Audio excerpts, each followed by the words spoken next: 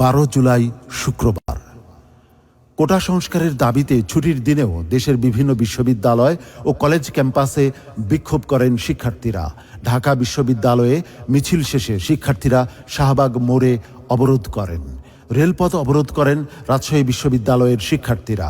আওয়ামী লীগ সাধারণ সম্পাদক ওবায়দুল কাদের বলেন, আপিল বিভাগ স্থিতাদেশ দেওয়ার পর শিক্ষার্থীদের আন্দোলন অযৌক্তিক। কোটা আন্দোলনে স্বাধীনতা বিরোধী অপশক্তি ভর করেছে। সাবেক মন্ত্রী আনিসুল হক কোটা আন্দোলনকে রাজনৈতিক ষড়যন্ত্র অভিহিত করে বলেন, আন্দোলনে জনগণ ক্ষতিগ্রস্ত হলে কঠোর ব্যবস্থা নেওয়া হবে। এদিন সিরাজগঞ্জ পৌর মুক্ত মঞ্চে যুব সমাবেশে ইসলামী আন্দোলন বাংলাদেশের আমির মুফতি সৈয়দ মোহাম্মদ রেজাউল করিম পীর সাহেব চরমনাই বলেন, ভারতের তাবেদার সরকারের পতন ঘটিয়ে দেশপ্রেমিক সরকার প্রতিষ্ঠা করা হবে। বর্তমান সরকার ভারতের জন্য সব কিছু করতে পারে, এজন্য তারা 10 দফা গোলামি চুক্তি স্বাক্ষর করে দেশকে অনিশ্চয়তার দিকে ঠেলে দিচ্ছে।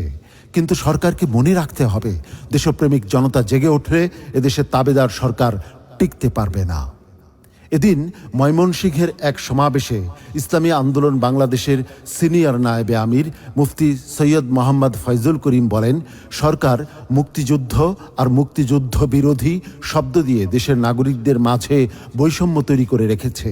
এসব অপরাজনীতি বন্ধ করে দ্রুত শিক্ষার্থীদের যৌক্তিক কোটা প্রথার সংস্কারের দাবি মেনে নিতে হবে।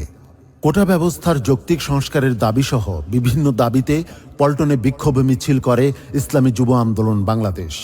বিক্ষোভ মিছিল পূর্ব সমাবেশে বক্তারা বলেন, কোটা প্রথা ফের চালু করে দেশের মেধা ধ্বংসের পায়তারা শুরু করেছে সরকার। কোটা প্রথার যৌক্তিক সংস্কার করতে হবে।